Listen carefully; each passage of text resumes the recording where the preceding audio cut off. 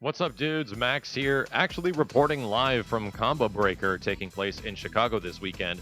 Perhaps one of the biggest Killer Instinct tournaments. I did fairly well myself. I'm about 5-2 and got knocked out by some pretty dang good players in Mortal Kombat X and KI, and pretty happy with it.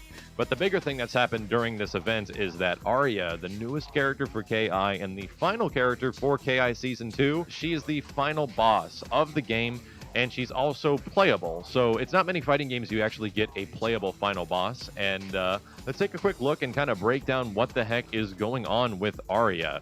Before we go any further, I wanted to apologize about the audio quality, guys. I'll be making sure that my future audio on the road sounds a lot better than this one, so thank you very much for dealing with it.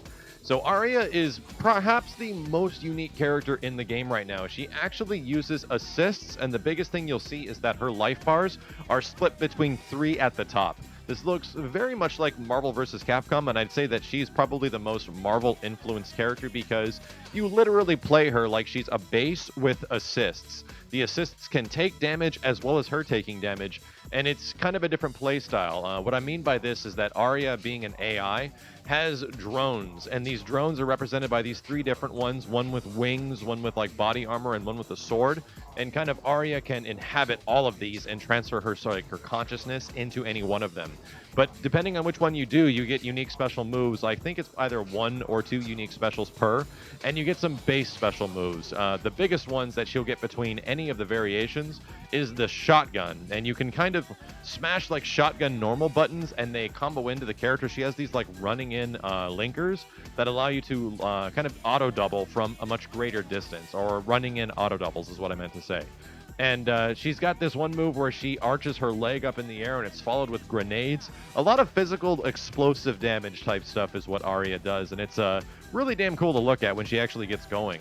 It all depends on which base body you're using where the next specials come through. If you're using the sword, she has an uppercut or this like running attack where she swipes a few times, or a larger one which swipes many times and then does an uppercut. And all of these are, from what I understand, the medium one, which just does the swipes without the uppercut, is fairly safe on block. You can kind of throw that one out. But while you have that, the drones in the background also act a bit differently with how they're used as assists, because I think if you press back heavy punch or back heavy kick, the drone comes out and does something. And for example, you have a projectile one where it shoots a laser blast, and you can actually like knock somebody down, put that right on top of them, they'll wake up into the laser blast, and you can combo after it. She has one that throws the opponent upwards into like a juggleable state, so you can get a little bit more damage. She does not have a recapture though, so you can't bring them back down to the ground or really cash out damage too much. But she also has one that knocks you down. It kind of flies forward, smacks you in the face, and you hit the ground. If you have the body version where she actually gets a piece of body armor that goes on her chest, that one gets like unique mobility. She moves a lot faster with the body armor as well. I'm not too sure on which special move that one gives you, but if you have the wings, you actually get the ability to float around like straight Sentinel style in Marvel vs. Capcom. You can float forward, you can float back, and she eventually like ends her double jump state. And that one's pretty damn cool. With that one, you also get this very virtual on looking like dash where she can go up or forward or horizontal. For that one, it's kind of hard to say which one of these is going to be the best, whether it's the sword, whether it's the body, or the other one, because between all 3 of her health bars, she pretty much has similar health to everyone else, from what I understand. That was the thing I was kind of confused about. How much health does Aria actually have?